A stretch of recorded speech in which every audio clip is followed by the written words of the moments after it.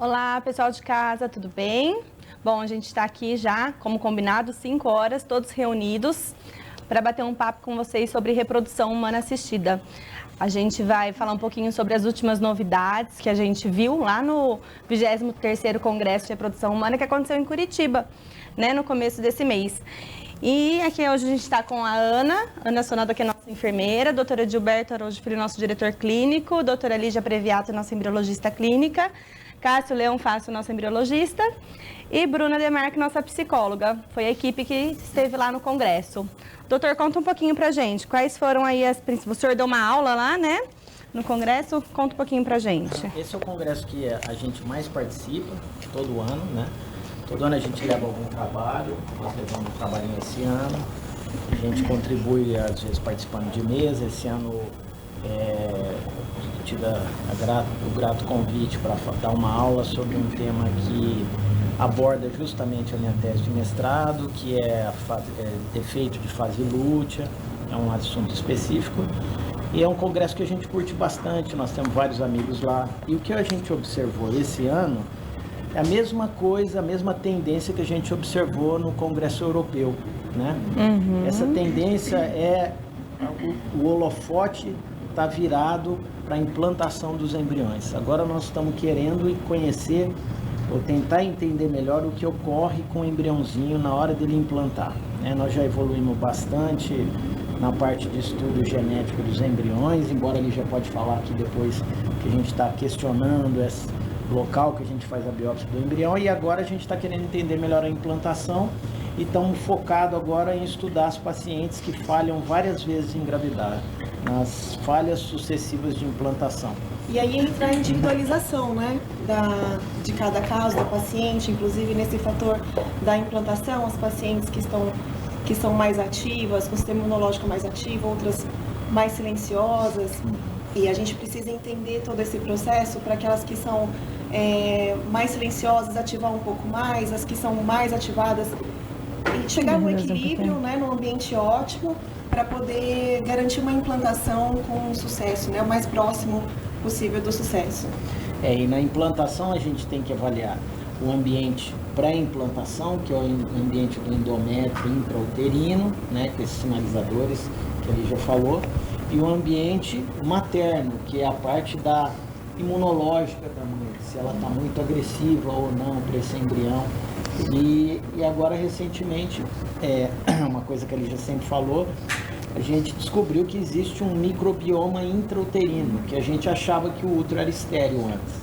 E quando esse microbioma não está equilibrado, isso pode atrapalhar a implantação, né? Por exemplo, o que você poderia falar com relação aos probióticos associado a isso?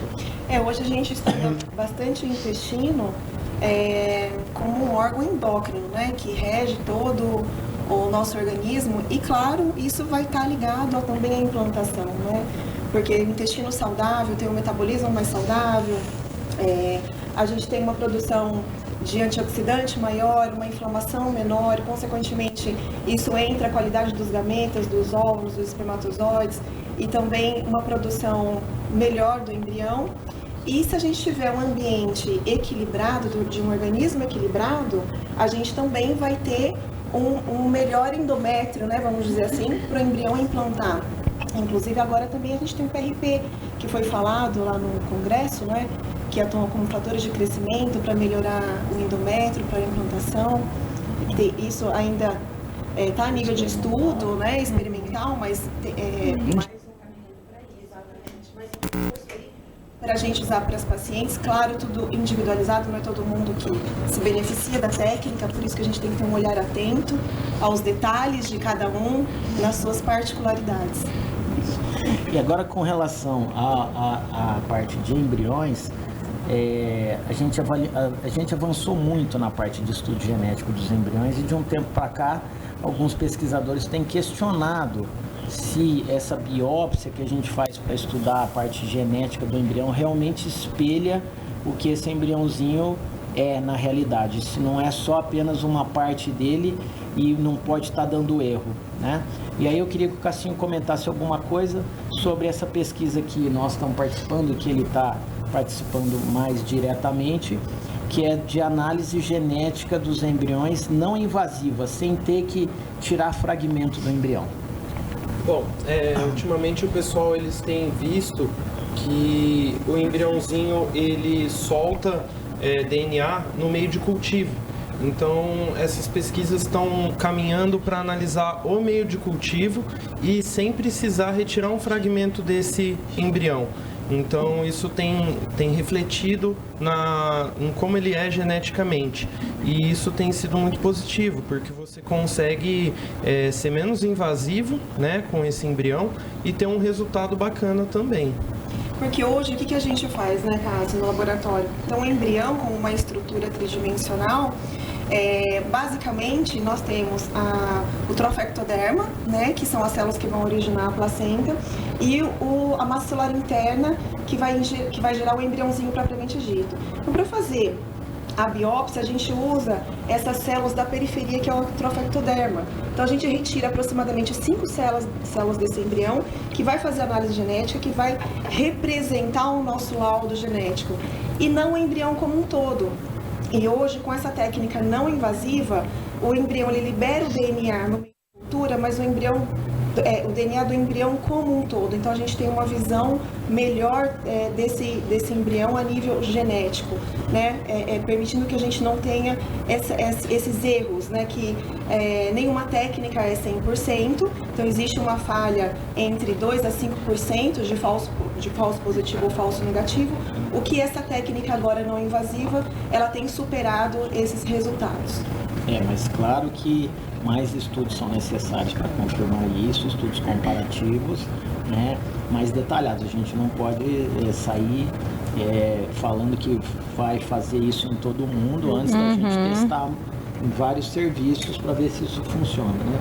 A técnica está sendo validada já, embora já existem grupos que já validaram muito bem, mas aqui no Brasil ainda ela está sendo validada. Então ela está chegando aqui no Brasil agora e vai passar por uma avaliação, né, de vários centros que estão participando desse estudo para ver se ela é segura mesmo. Agora eu queria falar um pouquinho sobre a estrutura de um centro de reprodução humana, a importância de você ter uma equipe multidisciplinar, por isso todo mundo participa. Acho que hoje até tem tudo a ver com a campanha até da SBRA, né, que é essa questão da necessidade de uma individualização, de uma padronização do atendimento, e para isso tem que ser um centro com uma estrutura completa, sólida, né, e que tenha muito cuidado com a qualidade, controle. Isso. Então nós temos aqui a Isa, que toma conta disso, a Ana, que é responsável da parte estrutural, e a Bruna, que também não só compõe esse grupo, como também cuida do aspecto emocional e psicológico dos pacientes. Eu queria que a Bruna começasse falando sobre a experiência dela no congresso,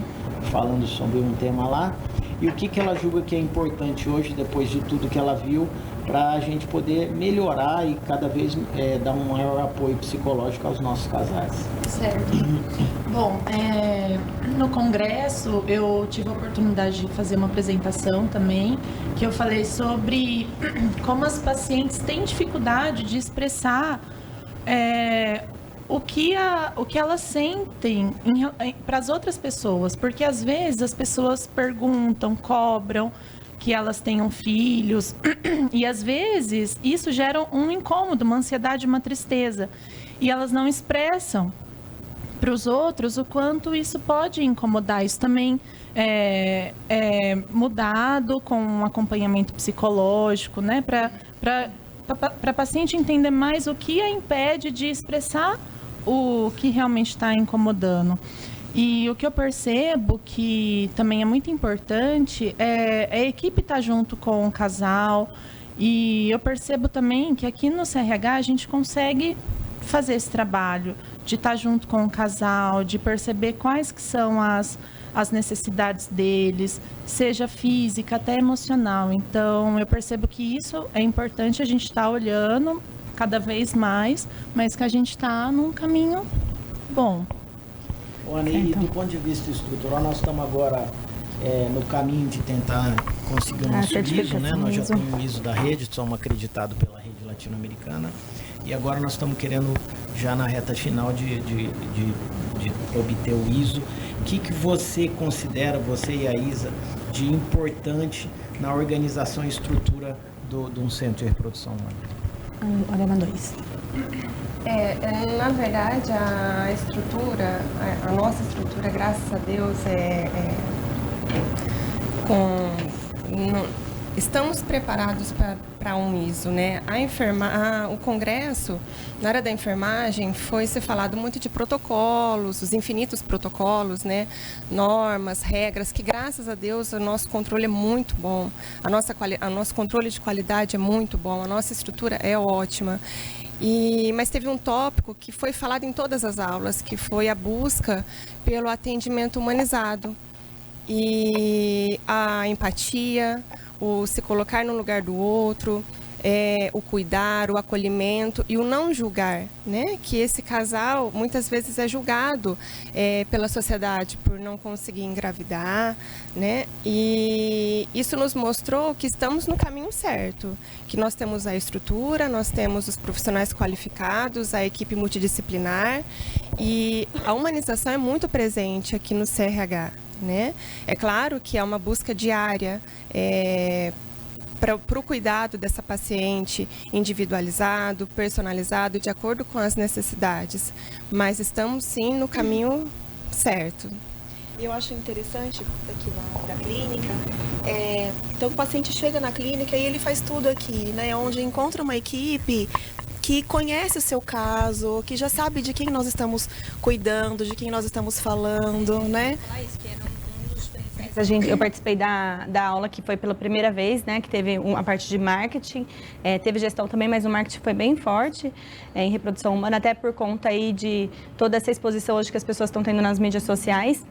E a humanização foi um dos tópicos que a gente conversou e foi falado muito sobre isso, a clínica que acolhe, a clínica que tendo, eu acho que a gente se sente muito seguro, né, aqui no Centro de Reprodução Humana, acredito que toda a equipe, por a gente ter desde um departamento jurídico, que é o nosso advogado, né, Dr. Luiz Velani, até... Que cuida da história da paciente. Que cuida e se preocupa, né?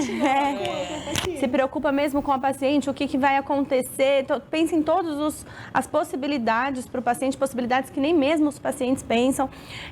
A gente tem aqui a Bruna, no departamento de psicologia, a Ana, enfermagem, o laboratório totalmente comprometido com qualidade. Eu acho assim, é muito difícil hoje a gente... Então, o que foi falado lá nos centros? Os centros hoje que estão preparados para acolher o paciente do começo ao fim, eles passam mais segurança, mais tranquilidade para o paciente. É mesmo esse nosso objetivo. É muito difícil você ficar jogando o paciente de um lado para o outro. Ora ele tem que ir numa cidade fazer uma coleta, ora ele tem que ir no outro, ele tem que procurar um apoio psicológico por conta. Ele tem que ter respaldo jurídico se ele quiser saber por vias próprias. E não, eu acho que isso dá uma certa... A gente sente nos nossos pacientes aqui essa segurança, essa tranquilidade por a gente cuidar deles do começo ao fim, né? E é muito importante e eu acho que é muito também saudável para o caso, para o paciente e para o resultado, quando a gente começa a discutir o caso em andamento, né, o laboratório junto com o clínico e a gente discutir mais sobre aquele caso que já está em andamento, que já foi discutido antes, mas que aparecem situações que a gente não espera e exatamente, o que a gente pode fazer para potencializar e melhorar ainda mais aquele resultado. Então, a gente está aqui em tempo real, né? Discutindo tudo isso, junto com a psicóloga também, porque existem situações que a gente precisa do apoio psicológico, a gente não foge dessas coisas, né? Aí, ainda falando da parte do marketing, eu quero falar até para as pacientes que estão assistindo a gente, cuidado com o marketing excessivo também que o pessoal faz, vá atrás de conhecer a clínica, conhecer os profissionais, a experiência, os resultados, né? Porque isso é muito importante, fazer marketing hoje em dia, lá foi muito se falado sobre isso, que a gente falar alguma coisa ali na mídia social é fácil, mas a gente precisa saber filtrar. Hoje as mídias sociais tiraram um pouco esse filtro que antes os veículos sérios tinham e não publicavam qualquer notícia. Hoje não, então vocês precisam ter isso dentro de vocês, de pesquisar, de saber a credibilidade do centro que vocês escolhem, de fazer uma pesquisa, entender o resultado, o protocolo que cada clínica segue. Será que o mais barato realmente é o que vai te trazer um sucesso, que vai trazer o resultado para você esperado? Então, o marketing é uma situação que às vezes é legal, porque a gente pode expor aqui, igual hoje a gente está nessa conversa, né, podendo falar mais para vocês do que acontece dentro de um centro de reprodução humana, mas vocês precisam ter esse filtro também. Às vezes, o mais barato, sim, porque existem protocolos e protocolos, né? Isso que a gente discute. Às vezes tem uma paciente que vai responder super bem com um protocolo de pouca dosagem de hormônios, mas existem, o que faz diferença, por exemplo, no resultado, no impacto do óvulo, por exemplo, da qualidade do óvulo, uma das coisas que causam um impacto muito significativo é a medicação, né? Uma medicação que tem uma engenharia molecular, que é usado, de repente, a paciente que tem uma baixa reserva, uma paciente que tem um ovário com micropolicístico. Então, tudo isso existem protocolos específicos para esse tipo de paciente, independente do preço, né? Realmente, a indução da ovulação é individualizada, não é receita de bolo. Cada caso é um caso. E isso tem que ser bem pensado, né? Porque o que você vai ofertar para o laboratório depende dessa fase de estimulação. E também depende do paciente se cuidar, né? Do estilo de vida do paciente, exatamente. Hoje tem se falado muito nisso, mas a gente já pesquisa isso desde 2012. Né? Eu fui fazer uma pós-graduação em alimentos funcionais, fitoterapia e suplementação, porque a gente já via esse impacto no laboratório, né, Cássio? De pacientes que tinham um estilo de vida mais saudável, que respondia muito melhor, que tinha embriões melhores, e hoje está se falando mais nisso, graças a Deus, né? E então a gente tem observado, inclusive, que os homens estão ficando mais inférteis, né? De 40 anos para cá, tem caído muitos parâmetros de normalidade do sêmen. E um dos fatores atribuídos a isso, porque tem coisas que a gente não conhece, é relacionado ao estilo de vida em nações industrializadas, onde se consome muito mais industrializado, onde tem uma produção muito maior de radical livre, a nível de estresse, os disruptores endócrinos, por exemplo, como o uso de plásticos, né, os agrotóxicos, meu Deus, a gente tem agrotóxico na alimentação, na água, no ar. Então, tudo isso tem um impacto direto no DNA, no código genético da célula. E, lógico, se a célula ela tiver com o código genético dela comprometido, ela não vai para frente, né? Não vai formar um bom embrião, não vai formar um bom óvulo, não vai formar um bom espermatozoide e não vai formar um bom embrião. Né? Então, o paciente também tem que investir antes de começar um tratamento, né? Antes de começar uma estimulação. Por isso que o centro de reprodução ele tem que pensar não só no tratamento, mas também na prevenção, né? E já que as mulheres e os homens estão deixando para ter filho mais tarde, e com todas essas alterações alimentares e estilo de vida, a fertilidade do ser humano está caindo, a gente agora começou um programa de orientação desses casais para se cuidarem, já que eles estão optando por ter filho mais tarde, né? Ela é tratada como um todo, né? E ela passa por uma consulta com um cardiologista também, que a gente precisa cuidar da saúde dessa futura mamãe, né? Pela equipe de anestesia, que é quem vai cuidar dela aqui no dia dos procedimentos. Então, a gente tenta ao máximo tratar essa paciente como um todo. E quanto é importante a gente fazer esses exames pré-aspiração, né? Porque eu já passei por uma aspiração folicular, você também, né, Ana? Então a gente fica muito mais seguro, com tudo ok, né? Pra gente poder ir pro procedimento e saber que vai ficar tudo bem, que nós estamos em busca de vida e não de problemas, né? Ainda falando sobre essa questão da prevenção, a gente tem uma participante aqui perguntando pra gente, a Maria, doutor, qualquer mulher pode congelar seus óvulos? Sim, desde que ainda existam óvulos, né? Então a gente tem exames hoje de reserva ovariana, para avaliar mais ou menos qual é a reserva de óvulo dessa pessoa, é possível congelar seus óvulos. Agora, claro que quanto mais cedo você congelar seus óvulos, são óvulos mais jovens, com resultado melhor em termos de gravidez, né? Agora, entrando nesse lance do congelamento de gametas, congelamento de sêmen é muito mais simples. Óvulo, a paciente tem que passar por um processo de estimulação ovariana, coleta de óvulo, etc. A gente tem que lembrar que, e cada vez está mais frequente nos congressos, as mesas de oncofertilidade, né? Muito importante, em termos de saúde pública, lembrar às mulheres, aos homens, que existe a possibilidade de guardar seus gametas, de preferência antes de sofrer um processo de radio e quimioterapia.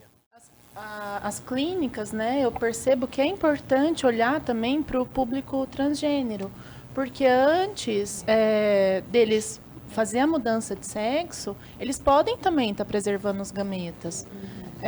Foi realizada uma pesquisa com adolescentes que com em torno de 16 anos, que eles têm a intenção de fazer a mudança de sexo e de ter filhos. Então, o quanto isso também pode, né, ser importante ter esse olhar. Muito importante estar comentando isso. Muito pertinente, porque a gente teve o caso da Tami agora, né? Da E filha da se Cresce. ela tivesse congelado os óvulos dela, hoje ela poderia ter Um óvulo próprio. o filho genético, né? O filho genético dela. E isso com relação ao câncer e é novo, né? Se a gente pensar que os oncologistas estão voltando esse olhar para o futuro, que é o paciente que deseja ter um filho depois, é relativamente novo. Porque até então se pensava, claro, na cura da paciente, mas graças a Deus a cura está cada vez maior e depois esse paciente ele quer seguir a sua vida, construir a sua família, ter os seus filhos genéticos, né? Então é uma coisa muito importante para se pensar e não deixar para depois, porque pode ser irreversível. E hoje existem protocolos específicos para aquelas pacientes que têm tumores hormônio dependentes, por exemplo, câncer de mama, né? E o oncologista costuma ter muito medo de a estimulação ovariana aumentar muito os níveis de estrogênio, principalmente nas pacientes que tiveram câncer de mama e que são estrogênio, que são receptor positivo. Mas hoje nós temos drogas como o letrozol, que elas são inibidores da aromatase e não deixam o estrogênio subir muito no sangue. Dessa forma, as pacientes produzem vários folículos e óvulos, mas o estrogênio não sobe e tem protocolos específicos bastante seguros. Eu queria mencionar uma coisa aqui, que as pesquisas estão cada vez ficando mais frequentes, que também é possível congelar tecido testicular de jovens pré-púberes que ainda não chegaram na adolescência e que têm câncer. Tá? É ainda experimental, mas a gente já congela espermatogônia e células primordiais masculinas e femininas, que no futuro certamente existirão protocolos específicos para levar adiante a maturação desses gametas e esses indivíduos terem filho. Então, isso já é uma realidade, já está se fazendo isso, não é ainda para uma prática clínica normal, mas é bom lembrar que isso também é possível de ser feito. Você viu alguma coisa no congresso sobre isso, sobre célula-tronco, não é, Cássio? Eu vi, teve uma palestra de um médico veterinário que ele estava atualizando a gente sobre a produção de gametas através da célula-tronco.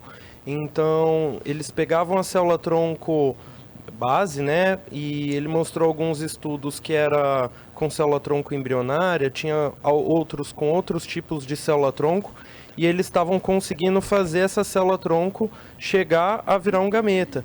E com isso, possibilitar, por exemplo, assim, ainda não está na prática, né, mas será possível que talvez um paciente que tenha passado por um processo de quimioterapia, radioterapia, possa voltar a produzir algum gameta. Mas isso ainda vai um bom tempo aí para ser desenvolvido. Doutora, acho que outro assunto que a gente conversou lá até durante o nosso almoço que o senhor saiu era o fator masculino, né?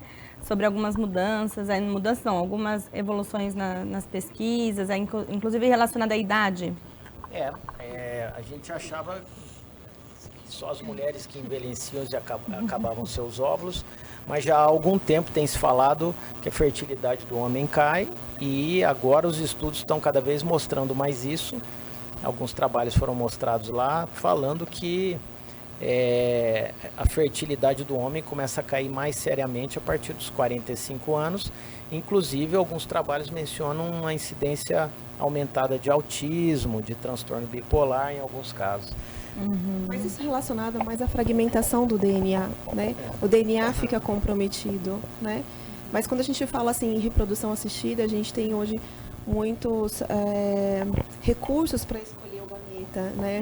Inclusive a nível, agora, daqui a pouco de inteligência artificial, mas já no presente, nós temos placas que a gente já seleciona o espermatozoide, aquele que não tem o vacúolo, por exemplo, ou aquele que não tem fragmentação do DNA, que ele consegue migrar para o próprio meio onde está a placa do meio de cultivo para seleção dos espermatozoides, né?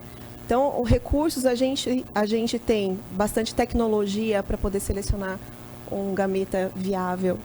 Mas os homens têm que ficar atentos também agora, até em relação à qualidade de vida, tudo isso é a mesma coisa que as mulheres. Outra coisa que a gente tem bastante paciente aqui que fez vasectomia, que casou de novo, né? Nós temos pacientes que fizeram aqui com vasectomia há mais de 30 anos, mas está saindo alguns trabalhos falando que sim, que depois de 17 anos ou mais de vasectomia, a produção de espermatozoides já está diminuída e comprometida e vai ficando mais difícil de achar espermatozoide.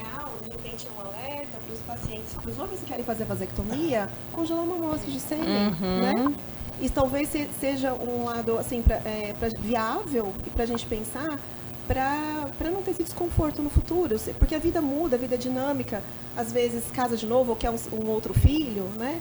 Então essa é uma possibilidade. Não, realmente eu acho que todo homem que pensa em fazer vasectomia devia pensar em congelar uma amostra de sêmen, porque isso evita uma série de problemas depois e deixa as coisas bem mais fáceis. Porque na vida nada é definitivo. Exatamente. Doutora Lígia, chegou uma pergunta agora que eu acho que é para o laboratório, da Tainá. Qual que é a diferença entre a fertilização e a ICSI? A FIV simples, né? E a ICSI? A fertilização clássica, né, que deu origem ao primeiro bebê de proveta em 1978, ela precisa, basicamente, a nível de laboratório, né, depois o doutor Gilberto pode falar a nível do aspecto clínico, mas ela precisa, basicamente, de um sêmen normal, né?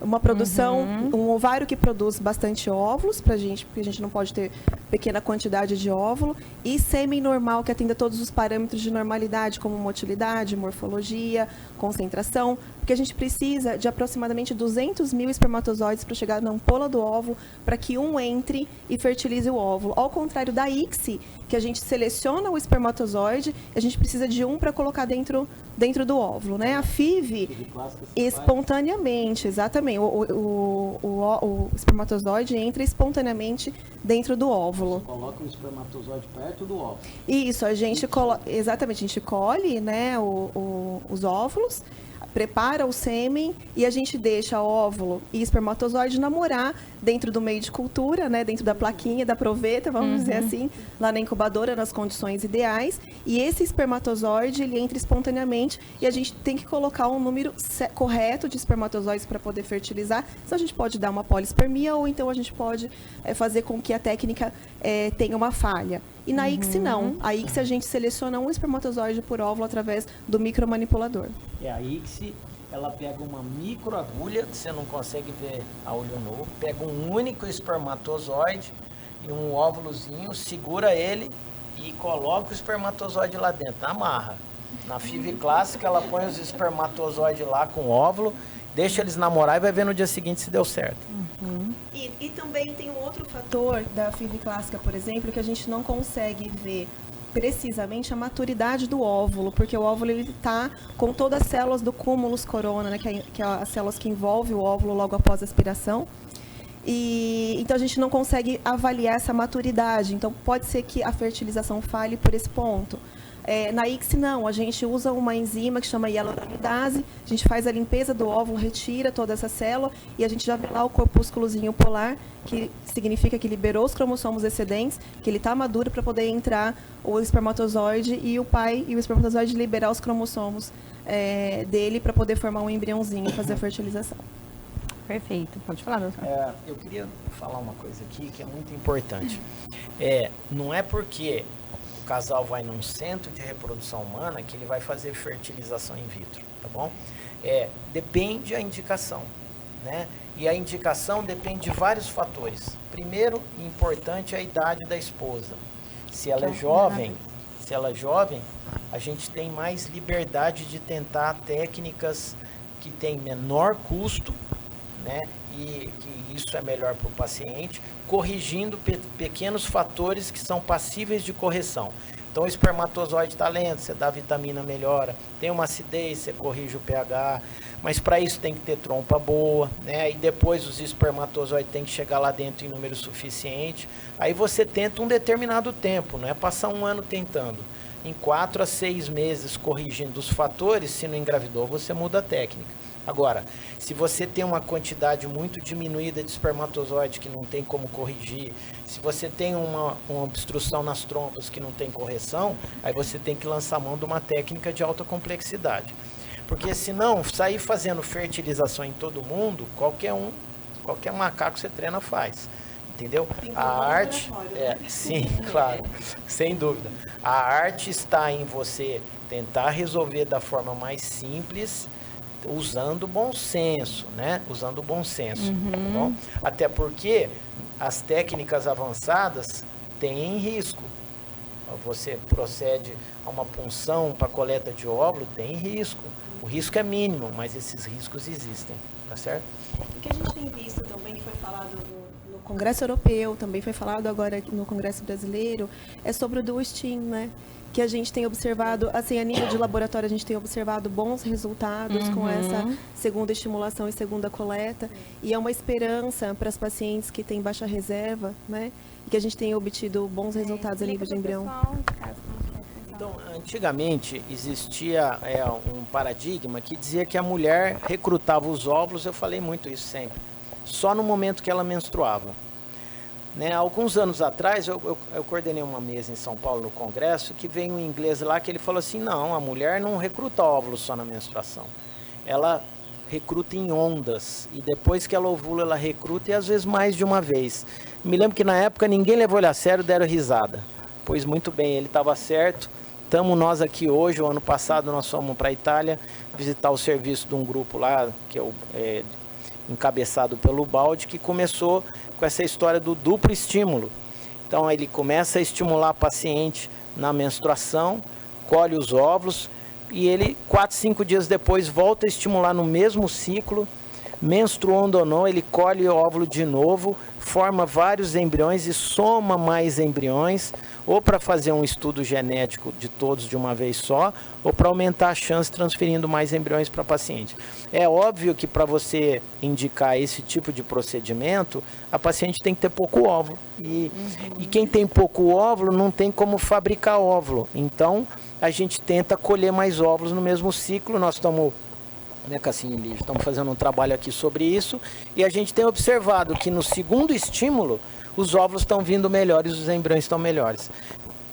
Bom, mas aliado a isso, a gente necessariamente tem que congelar os embriões da paciente para fazer uma transferência num ciclo futuro, né?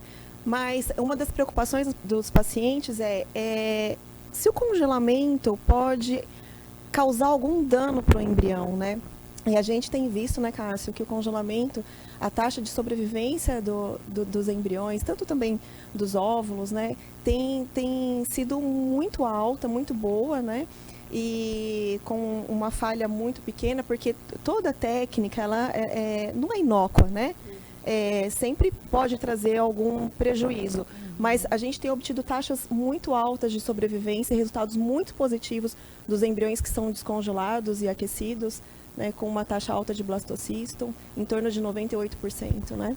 Inclusive no congresso, eu vi uma palestra de um palestrante que ele estava falando que justamente o congelamento de óvulo ele é semelhante à chance de fertilização e de dar certo o tratamento para paciente, tanto a fresco quanto congelado. E com relação aos embriões, eu vi uma outra palestra que falava que essa taxa realmente era muito próxima de 100%. Mas tem um detalhe característico que foi discutida numa outra palestra, que era a qualidade desse embrião que é congelado. Então, essa taxa de 100%, ela está relacionada muitas vezes a um embrião que tem uma morfologia muito boa, que são embriões bons. Agora, muitas vezes ele pode perder algumas células nesse processo, mas isso está mais ligado a uma pior qualidade do embrião, justamente no momento do congelamento. O que é lindo nisso, a gente vê quando as vezes a gente descongela o embrião e ele perde algumas células, a capacidade do embrião de se refazer, né, da vida se refazer. E ele se recupera muito fácil e muito bem, né? Então, assim, não tem problema, não traz nenhum prejuízo a nível genético para o embrião, né? A não ser esses embriões que têm uma morfologia um pouco mais comprometida ou que não seja geneticamente normal, porque não fez um estudo genético, né? Mas tirando isso, todo o processo é seguro, né? A taxa de sobrevivência é muito alta. E tem serviços que fazem freeze-all, né? Freeze-all. E que é super a favor de congelar tudo, mas aí a gente entra dentro do processo de individualização do paciente, que a gente não faz freeze-all para todo mundo, né? Porque a gente pode estar perdendo, inclusive, um momento bom de implantação dessa paciente, né, Edinho?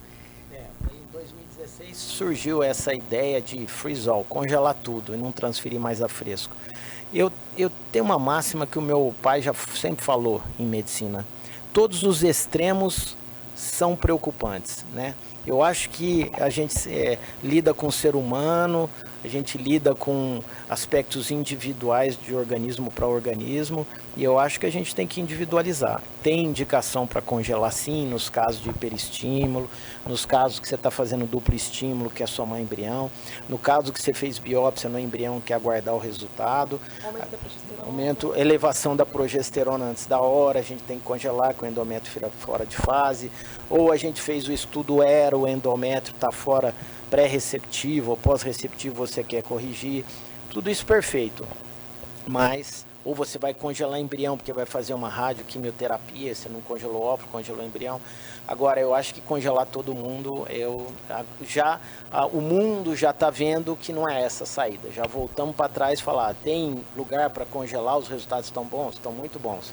Mas nós temos que individualizar cada caso. Como ICSI para todo mundo, né? Também não é ICSI para todo mundo. E é tão interessante porque a gente tem recebido pacientes que têm pedido, né? E a gente fez um caso recente muito legal, inclusive um casal vegano, né? E que pôde fazer porque a FIV não é para quem quer, né? Para quem pode, porque precisa ter número de óvulos bons, o sêmen tem que atender todos os critérios. E o embriãozinho foi formado de uma maneira muito, muito bonitinha, muito linda. O embrião, transferimos um embrião, engravidou. Então, assim, é o resgate do mais natural possível, né? E cada vez que a gente faz mais alguma coisa, a gente está colocando mais uma técnica em cima desse processo. Então, claro que tem casais que precisam de todos esses recursos, mas, ou por outro lado, não. A gente pode resolver desde o coito programado, né, desde a inseminação, depois da fertilização, da FIV clássica, da ICSI, da Super ICSI, da biópsia, enfim, né, daí a gente vai... Exatamente, a individualização faz toda a diferença. Também para a Ana, que ela ouve muita conversa, as pacientes falam mais com a Ana do que falam para o médico. Às vezes para o médico elas têm medo de falar as coisas e achar que a gente vai barrar o tratamento, aí chega lá, fala para a Bruna, fala para a Ana e depois a gente conversa, né? Mas eu queria saber assim, qual é o aspecto emocional que mais pega para esses casais? É o aspecto financeiro, é o aspecto do estresse emocional de ficar tentando várias vezes, e daí a importância da gente sempre tentar obter o melhor resultado possível naquele ciclo, como se fosse só aquele que ela tivesse, para ela não ficar submetida a inúmeros tratamentos, repetindo, que isso exaure e causa um estresse psicológico muito grande. Sim. É verdade, doutor. Bom, o que eu percebo é o medo de não dar certo. Então, as pacientes, os casais, eles deixam de viver, às vezes, o que tem de bom. Às vezes, fez ultrassom, teve uma quantidade de folículos legal, né? Mas ainda assim, a preocupação é com o resultado do beta. De não dar certo, né? Mas, poxa, mas e se não der certo? E se eu não tiver uma quantidade tal de embrião? E se eu não tiver embrião para congelar? Como que eu vou fazer? Então, é viver o futuro. É ansiedade, é o medo, preocupação, estresse. Eu vejo que é o que mais afeta. Mas se a gente parar para analisar, não é só em um tratamento como esse. É no geral, a gente não tem vivido a nossa vida, não tem vivido o momento presente. A gente está vivendo o futuro, vivendo algo que não aconteceu. Isso.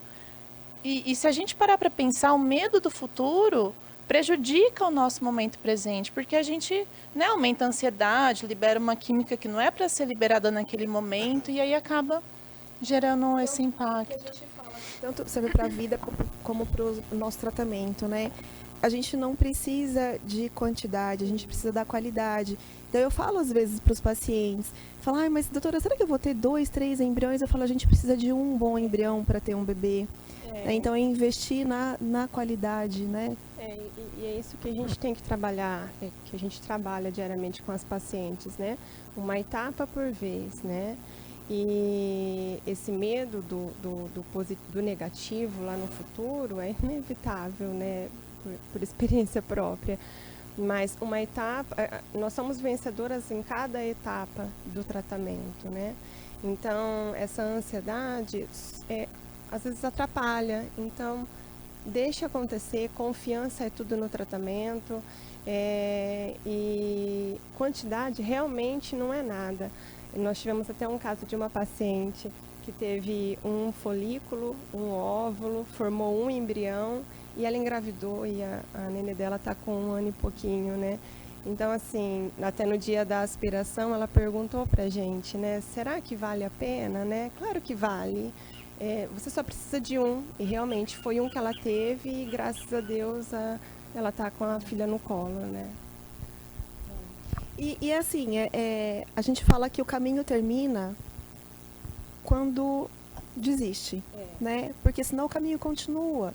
Não é fácil, né? A gente sabe que é sofrido, por isso que a gente investe tudo, né, nesse casal, porque a gente quer, claro, que dê certo nesse ciclo, que dê certo agora, mas se não deu, a gente vai caminhar junto, né? E não acabou ali, né? Eu acho que o mais importante,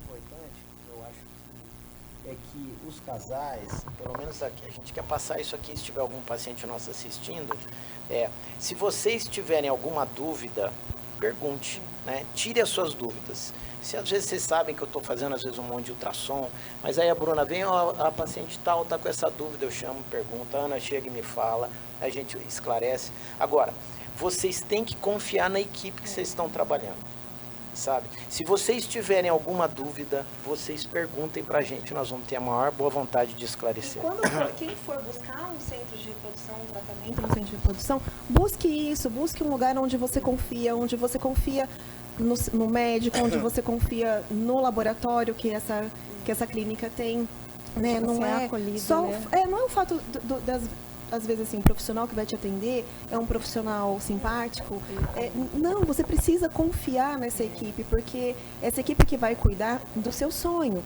E como a Ana falou, isso é fundamental, porque existe o aspecto psicológico, né, Bruna? Sim, Se você com primeiro certeza. acreditar, o que nós vamos fazer? O né? corpo não entrega para o tratamento, se tem um certo bloqueio, uma desconfiança. Então, é importante mesmo ter a confiança. Se tiver dúvida, perguntar mesmo, porque aí as coisas vão ficando mais claras, o tratamento vai ficando mais leve. E a gente está aqui para isso, né? Para dar esse suporte, para auxiliar. Então acho que é isso, né, gente, que a gente tinha para falar um pouquinho pro pessoal de casa. A gente volta, tem mais perguntas aqui, não sei se vocês querem deixar para uma próxima, ou acho que uma foi uma paciente que já é nossa, ela falou que fez ICSI há 21 anos, perguntando o que mudou, que ela teve trigêmeos. Nossa, muita coisa mudou, isso é um assunto para uma outra live. A gente volta, então. Ela falou, ouvi a doutora Lígia dizendo agora, né, precisamos de um bom embrião. Eu tive a graça de ter trigêmeos. Então, né? Tem uma outra paciente perguntando aqui se poderia falar sobre células NK alteradas. É o fator imunológico, né? As células NK são linfócitos, são células de defesa que são muito importantes, né? Nós temos as células natural killer circulantes e é a grande discussão se você dosar no sangue espelha a mesma coisa do que está ocorrendo lá no endométrio, né? E aí existem vários trabalhos mostrando que pacientes que falharam várias vezes em engravidar têm células NK ou baixa ou elevada e que você tem que reequilibrar isso, né? Agora, a gente dosa as células NK no sangue, mas certamente não é a mesma célula NK que está lá no endométrio, atuando e sendo um dos fatores que está favorecendo a implantação. O que está se pegando muito hoje e focando muito é nesse equilíbrio entre células, porque a implantação é uma reação inflamatória, né? Então, células pró-inflamatórias que beneficiam a implantação, que seria uma resposta que os imunologistas chamam de TH2, ou está tendo um favorecimento das células pró-inflamatórias que prejudicam, atrapalham a implantação, que são a resposta TH1, tá? Então é importante esse equilíbrio, e aí o uso das substâncias que está se começando a pesquisar e injetar dentro do útero, que favorecem essas substâncias inflamatórias que ajudam a adesão do embrião. É uma inflamação benéfica. Grosseiramente falando, é mais ou menos isso. Mas tem um sistema imunológico envolvido no processo de implantação, que tem que ter uma conversa entre mãe e embrião, que tem que estar harmônico, né, para a vida acontecer. Então tem que estar tudo equilibrado. O ambiente, que é o endométrio, com as bactérias que são importantes, os lactobacilos, que são importantes para isso, né? O sistema imunológico da mãe não muito agressivo, né? E essas células equilibradas para que a implantação ocorra de forma adequada. Bom, tem algumas pacientes falando aqui que elas já tentaram algumas vezes e não deu certo, né? Que elas veem o sonho se distanciando, que está muito dolorido. E o que é importante a gente falar para essas pacientes aí que estão nessa tentativa, Bruna?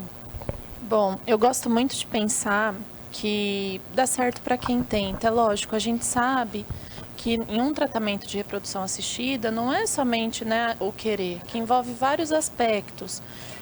Mas se tiver a possibilidade de tentar, de conversar com o médico novamente, pode ser que mudou alguma técnica, né, que o caso também possa ser visto de um olhar diferente depois de algum tempo. Então, tentar, se organizar. Para tudo a gente vai tendo solução. Para o emocional a gente tem, para o físico, né, a gente vê que a medicina está avançada. O financeiro também, às vezes, dá para ter uma solução. Então, é se organizar e ir atrás dessas possibilidades, porque dá certo para quem tenta. Só dá certo para quem tenta. Então, eu queria falar uma coisa que isso é muito importante. Essas pacientes que já tentaram várias vezes com a gente ou em outros serviços, cada tentativa é momento de sentar e analisar o que pode ter dado errado e o que pode estar de errado.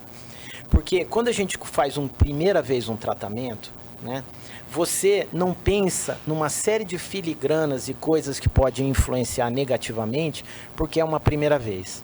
E aí, se você transfere belos embriões, está tudo perfeito e não ocorre a gravidez, aí está na hora de sentar e investigar aqueles detalhezinhos que você não pensou, que era a exceção, e eles passam a ter mais peso. E aí pode ser que você tenha feito várias tentativas, mas cada tentativa trouxe uma informação, e se for feita uma anamnese adequada, você vai conseguir aos poucos ir eliminando cada um desses fatorizinhos que podem ter influenciado, e no final você chegar a uma conclusão que se você deve continuar insistindo com seus óvulos ou mesmo com seu útero em determinadas situações, ou se você tem que pensar em alternativas, como um empréstimo temporário de útero, se for um problema que você não consegue resolver a nível de implantação, ou se for a qualidade dos óvulos que está ruim, a idade avançada e você não consegue chegar naquele embriãozinho geneticamente normal, mas existe alternativas, né? E até onde a gente vai depende daquele entendimento que o casal tem, de até onde ele aguenta e suporta aí. Entendeu? Bom, a gente tem aí também as pacientes que deram certo, né? Não desistir, a dica é não desistir, ter muita fé, eu lutei e consegui. A outra, engravidei na terceira vez. A outra, o segredo é confiar, ter fé e acreditar. Engravidei aos 36 anos. É isso. E temos gravidez agora natural de 42 anos, né?